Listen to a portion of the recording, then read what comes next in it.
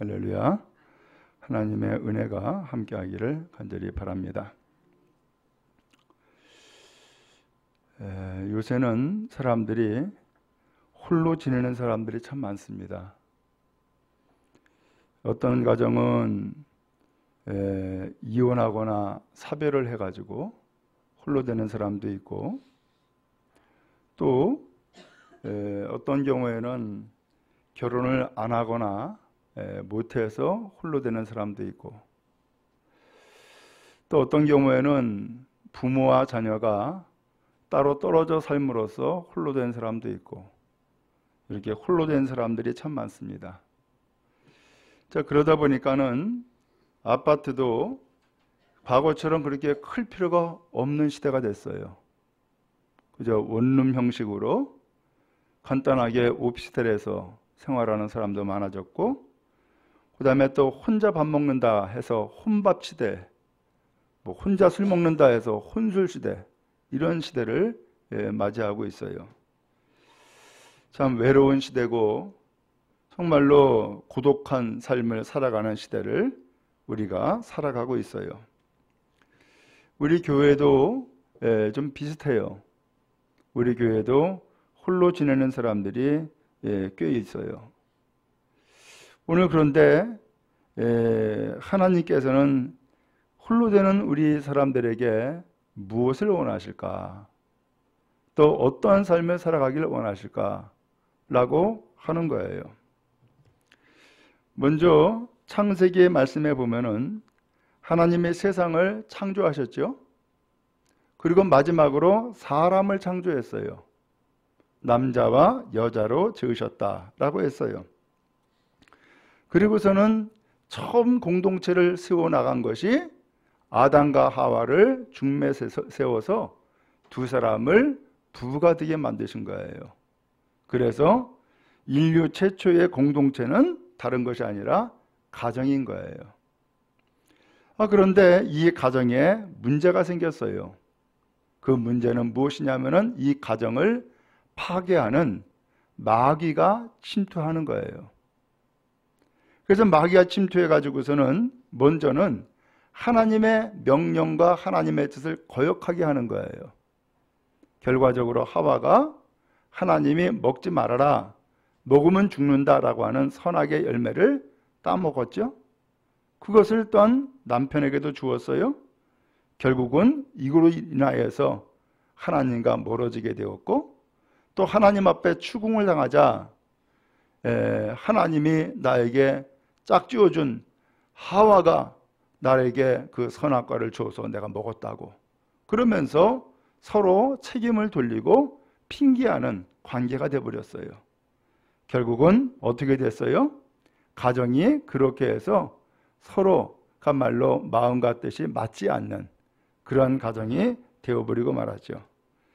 오늘 결국은 그렇게 해서 그 이후에 아담과 하와의 자녀들, 곧 가인과 아벨이죠.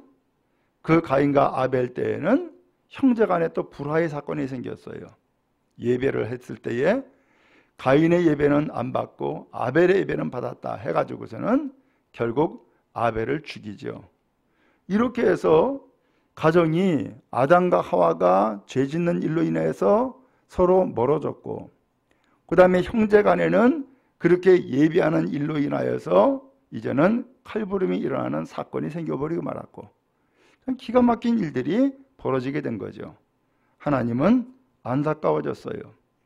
홀로 지내고 외롭게 지내고 범죄자로 지내는 이 삶을 하나님은 안타깝게 여기셔서 하나님이 보다 더 큰 가정을 세워나가신 거예요.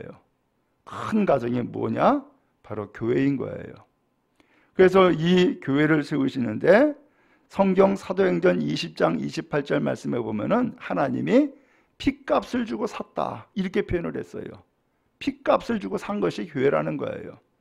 마찬가지로 가정도 그렇죠. 가정도 세워나갈 때에는 얼마나 힘들어요. 그야말로 일생의 삶에서 20년, 30년 동안 따로따로 살았던 사람이 어느 날 갑자기 결혼해가지고서는 한 가정을 이루는데 마음과 뜻이 잘 맞으면 좋지만 마음과 뜻이 잘 안 맞으면은 참 어렵잖아요. 오늘 그런데 이러한 가정이 되어지려면은, 그래서 가정이 세워지려 그러면은 몇 가지 필요한 것이 있죠. 그게 뭐예요? 먼저는 사랑이에요. 그 다음에 또 하나는 믿음이에요. 그리고 또 하나는 용납함이고 용서함이에요. 이것이 깨어지면은, 사랑이 깨어졌다? 함께 살기 힘들어지기 시작을 해요. 서로 믿지 않고 신뢰하지 않는다? 그러면은 살기 힘들어져요. 더 나가서 용서하지도 않고 용납함도 없다? 곤란해지죠. 그래서 이 세 가지가 가정을 세우는데 꼭 필요한데, 이러한 세 가지를 다 이루신 분이 계세요. 바로 이분이 예수님이세요. 예수님은 우리를 사랑하셨고요. 그래서 오늘 예수님이 얼마나 우리를 사랑하는지 목숨을 내어줄 정도로 사랑하셨어요. 이 사랑은 세상의 그 누구와도 비교할 수 없는 사랑이죠. 또 예수님은 우리에게 믿음을 주었어요. 그래서 오늘 우리가 예수님을 믿고 신뢰할 수 있는, 그래서 믿을 것은 오직 하나님밖에 없다라고 우리가 이야기할 수 있는 것처럼 예수님은 우리에게 믿음을 갖게 했고 믿음을 주었어요. 더 나아가서 예수님은 우리를 끝까지 용서하셨어요. 오늘 그렇게 해서 예수님이 새로운 가정을 만드셨는데, 그 새로운 가정이 바로 교회인 거예요. 여러분, 홀로 되셨습니까? 혹은 외롭습니까? 혹은 고독한 삶을 살아갑니까? 오늘 하나님께서는 오늘 여러분들을 홀로 두지 아니하시고 오늘 여러분들의 주님이 되어주시고 여러분들의 구세주가 되어주셔서 오늘 우리를 큰 가정으로 이끌어 주신 줄을 믿습니다. 그러므로 이 교회가 여러분이 속한 큰 가정 되어지고, 여기에서 사랑도 배우고, 여기에서 믿음도 배우고, 여기에서 용납함도 배워서 큰 가정을 이루는 믿음의 식구, 믿음의 성도 다 되어질 수 있기를 간절히 바랍니다. 오늘 여기 성경에 보니까는 이 에베소서의 이 말씀을 통하여서 바울 사도가 그 진리를 우리에게 가르쳐주고 있는 거예요. 우리가 옛날에는 가족관계가 아니었다는 거예요. 옛날에는 다 각각 다로 홀로 지냈던 인생이었다는 거예요. 그것을 11절 12절에서 말씀하고 있는 거예요. 먼저 11절에 이렇게 이야기했죠. 그러므로 생각하라. 너희는 그때에, 곧 과거에는 육체로는 이방인이었고 손으로는 육체의 할례를 받은 무리에게 할례받지 않은 무리다 라고 그렇게 칭함을 받았고, 그때에 너희는 그리스도 밖에 있는 사람이었고 이스라엘 나라 밖의 사람이었다. 약속의 언약들에 대해서는 외인이었고 세상에서는 소망도 없고 하나님도 없는 자였다. 이렇게 말씀합니다. 그렇죠? 과거에 우리가 예수를 믿기 전에는 하나님이 있었어요? 없었어요? 없었어요. 소망이 있었어요? 하나님에 대한 소망 없었어요. 세상에 대한 소망과 즐거움은 찾았을지 몰라도 하나님에 대한 소망은 없었어요. 그리고 더 나가서 이스라엘 나라 밖의 사람이었어요. 외지인이었어요. 예수 그리스도를 믿지 않았기 때문에 예수 그리스도에게 속한 사람도 아니었어요. 철저하게 고립되었고 외로운 인생이었고 홀로 된 인생이었던 거예요. 바로 이것이 우리의 과거의 모습이었다라고 바울 사도가 우리에게 알려주고 있어요. 우리는 할례받지도 않았어요. 그러니까 할례받은 무리에게 저 할례받지 않은 자들 이렇게 칭함을 받기도 했단 말이죠. 오늘 이것이 우리의 과거요, 우리의 과거의 인생이었는데 오늘 이러한 인생을 하나님께서 긍휼히 여기신 거예요. 불쌍히 여겨주신 거예요. 왜 너는 홀로 되어 있느냐? 네가 사실은 혼자가 아닌데 너는 왜 홀로 되었느냐? 라고 하면서 예수님께서 이 홀로 된 사람에게 예수님이 우리를 가족되게 만들어 주신 거예요. 예수님은 이렇게 행하셨어요. 14절 말씀해 보니까는 그는 우리의 화평이신지라. 그는 예수님을 얘기한 거예요. 둘로 하나를 만드사 각각 떨어져 가지고서는 둘로 나눠진 이 사람을 하나님께서 막힌 담을 헐어버려 가지고서 하나가 되게 만드셨다라고 말씀을 하고 있어요.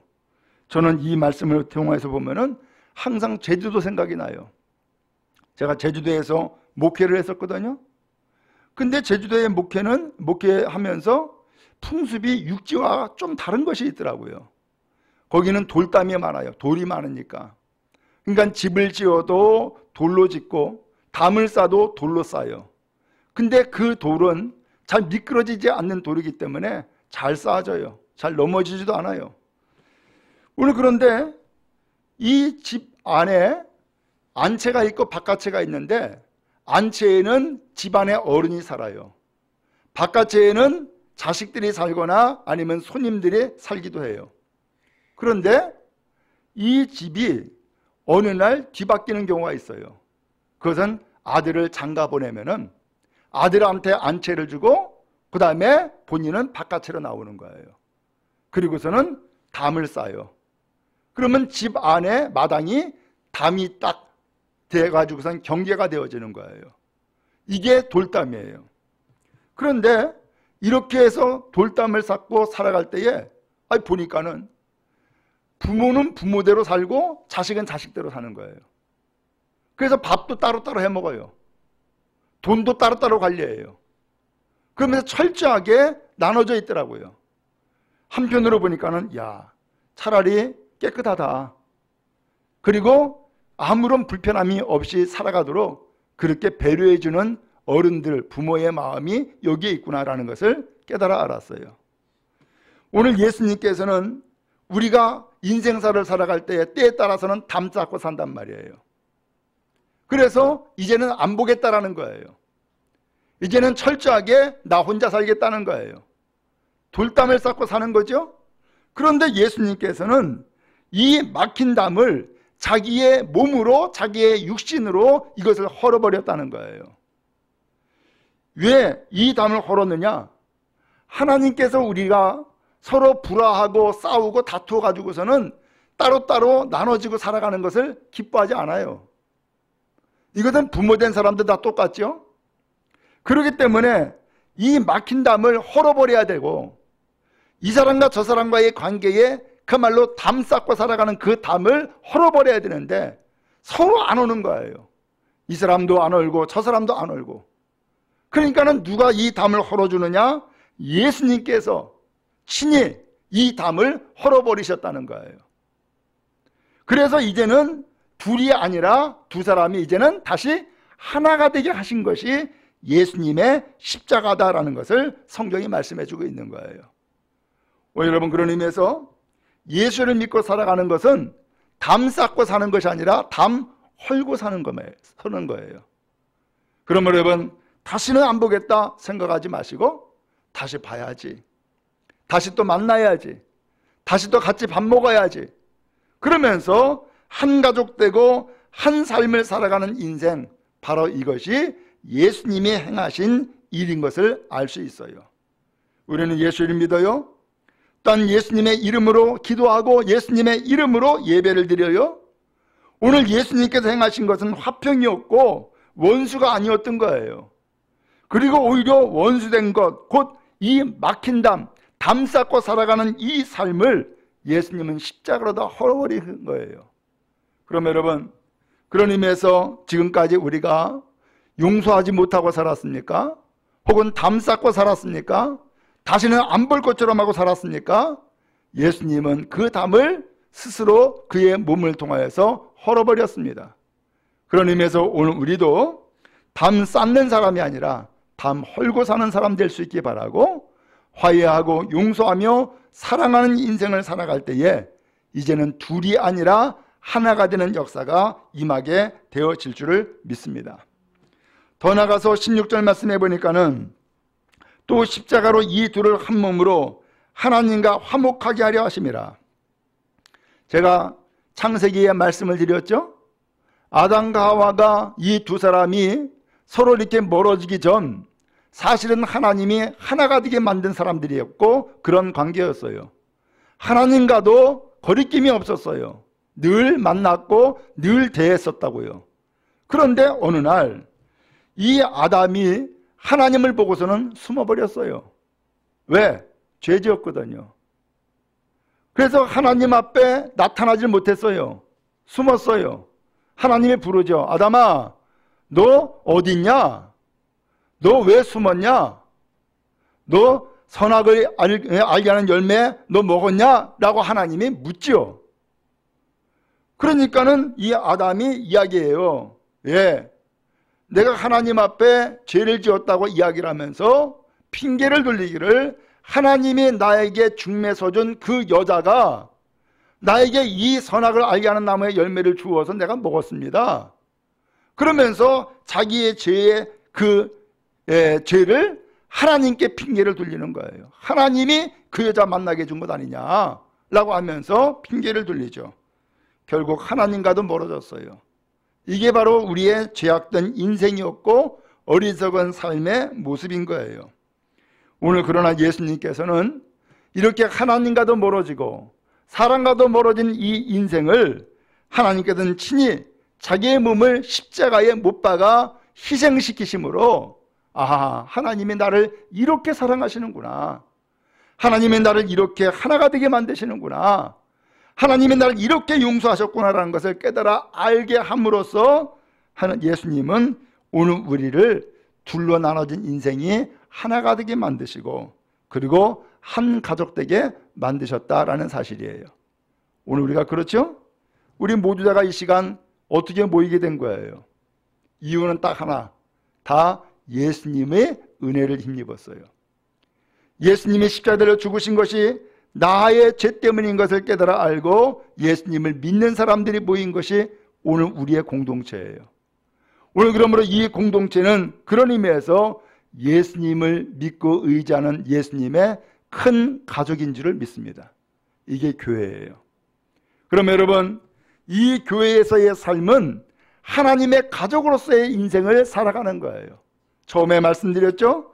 하나님의 가족으로서의 삶을 살아가는 이 가족은 어떻게 하면 이 가족이 이루어지느냐, 그리고 어떻게 하면 이 가족이 깨어지느냐, 그것은 세 가지를 말씀드렸어요. 하나는 사랑이에요.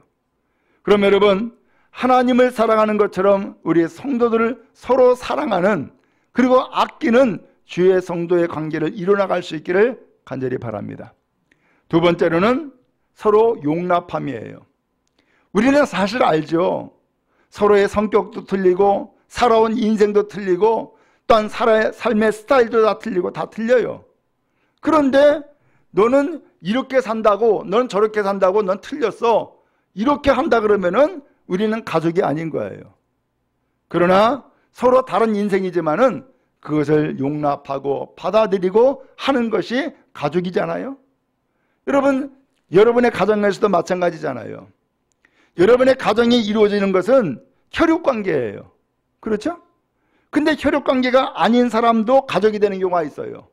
예를 들면은 사위를 맞이했다든지 아니면은 며느리를 맞이했다든지 우리의 혈육관계는 아니지만은 가족으로 받아들이는 경우가 바로 그런 경우이죠. 또 어떤 경우에는 입양하는 경우도 있잖아요. 그럼 뭐예요? 서로 받아들였다는 것은 용납했다라고 하는 의미예요. 우리가 마찬가지예요. 우리 혈육관계 아니에요.